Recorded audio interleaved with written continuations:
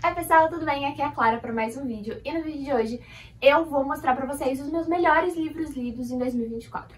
Tá bom que a gente ainda tá em dezembro e ainda dá pra eu ler mais alguns livros que sejam muito bons, mas eu já quis mostrando pra vocês os melhores que eu li em 2024, porque eu acho que eu acho que eu não leia livros em dezembro tão bons quanto esses que eu li. Mas se eu ler um ou outro, eu já boto no de 2025. Beleza, gente? Então não se esquece de deixar o like, de compartilhar com os amigos, de comentar e roda a vinheta.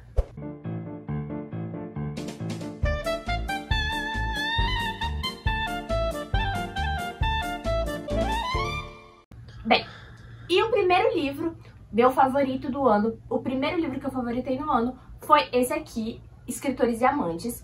Ele tá nessa ediçãozinha da Tag, que eu comprei em alguma lojinha da Shopee. Então eu comprei ele usado e aí por isso que ele tá nessa edição da Tag. Eu acho que a capa dele é normal, assim, é outra. Eu vou pedir pro meu editor deixar aqui.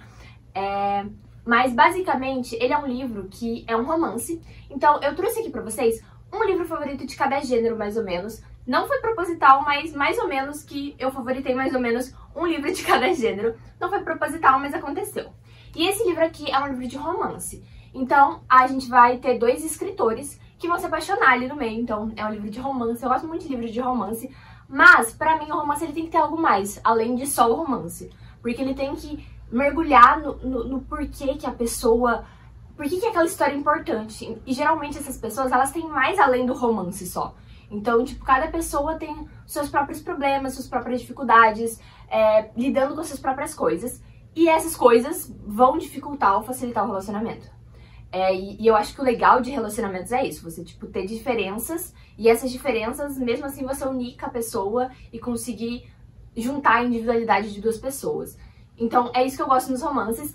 E esse romance aqui, ele vai lidar com esses dois escritores e ao mesmo tempo eles vão ser, né, amantes, enfim. E ele é um romance que eu gosto muito porque ele trabalha com luto, ele trabalha com todas as dificuldades de ser um escritor também. Então tem uma parte em que a gente vê a escritora recebendo várias cartas de recusa de editoras. Então eu acho que ele trabalha esse mundo da escrita de uma maneira muito realista. Porque eu vou comparar ele com outro livro que eu também li esse ano, mas é um livro que eu não gostei tanto. E ele tem a mesma pegada. Não querendo criticar o livro, mas já criticando, foi o livro Leitura de Verão. Então, se você não gostou desse livro de Leitura de Verão da Emily Henry, talvez você goste de Escritores e Amantes. E se você gostou dele, talvez você goste mais ainda de Escritores e Amantes. Porque Leitura de Verão vai trabalhar a mesma coisa, que são dois escritores. Mas pra mim, os livros da Emily Henry, como eles seguem muito a mesma fórmula, e assim, não falando que eu odiei o livro, eu até gostei dele. Mas se eu for comparar com esse aqui foi muito melhor pra mim. Eu acho que alguns escritores, que é o caso da Emily Henry, trabalham esse mundo da escrita, pelo menos nesse Leitura de Verão eu senti isso, de uma maneira muito fácil. Então, tipo, a maior dificuldade é, tipo, a inspiração.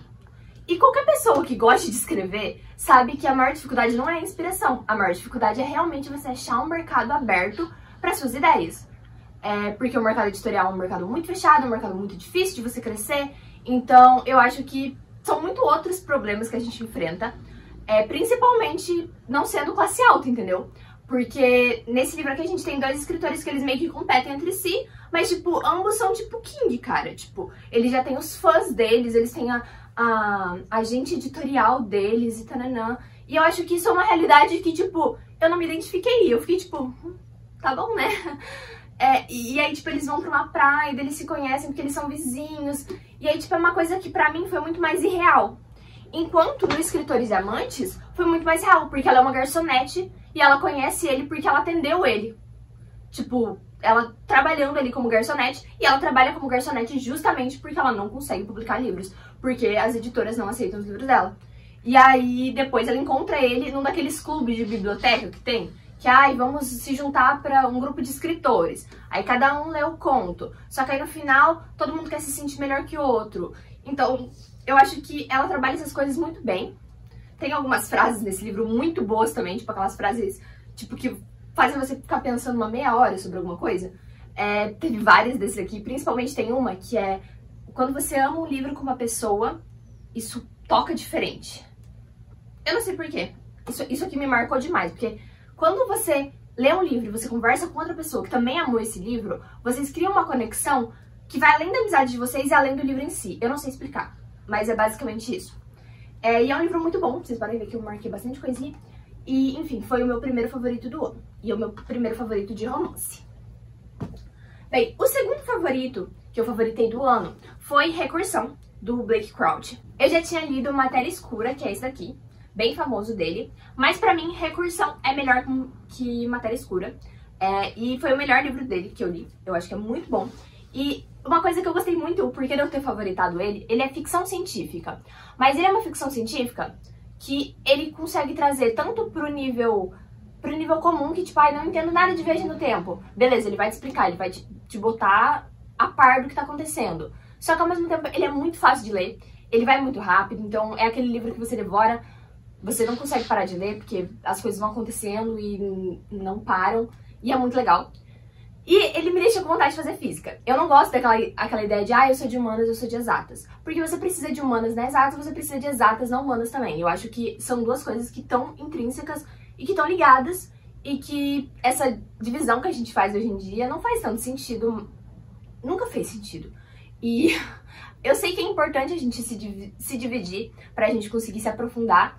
Mas eu acho errado a gente acabar só se prendendo em uma coisa, tanto que os maiores filósofos do mundo, eles eram também matemáticos, os maiores matemáticos eram também filósofos. Por trás de toda equação, a gente tem a ideia daquela equação, o porquê que aquela equação foi feita, uma explicação, e essa explicação, ela é por meio de palavras e não por meio de números somente.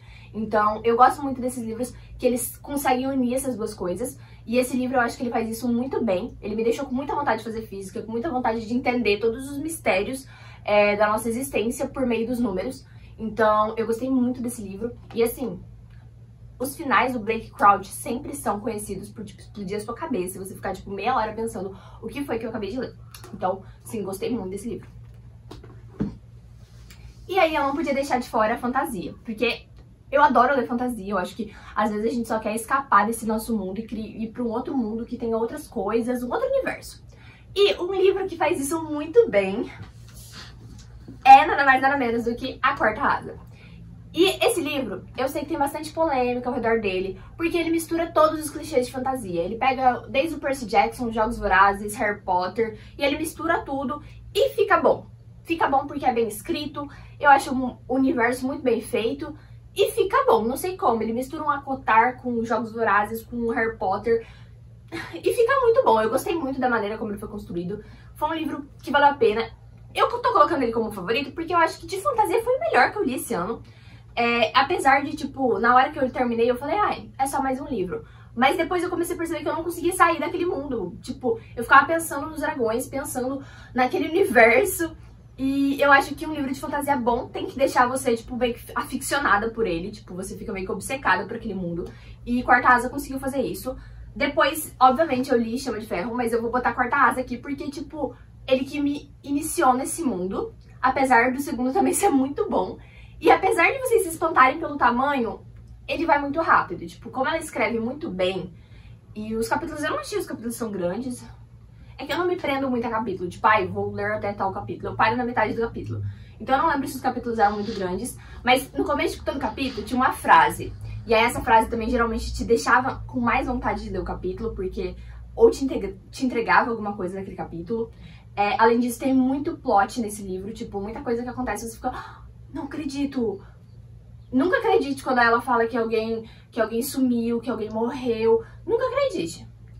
E assim, tudo pode acontecer. Então, tanto que tem vários grupos do Twitter que fazem várias teorias sobre esses livros, tipo, porque ainda vai lançar o terceiro. E aí, tipo, muita gente cria várias teorias. Será que fulano é primo de ciclano? Será que fulano é filho de um terceiro? E você fica tipo, meu Deus.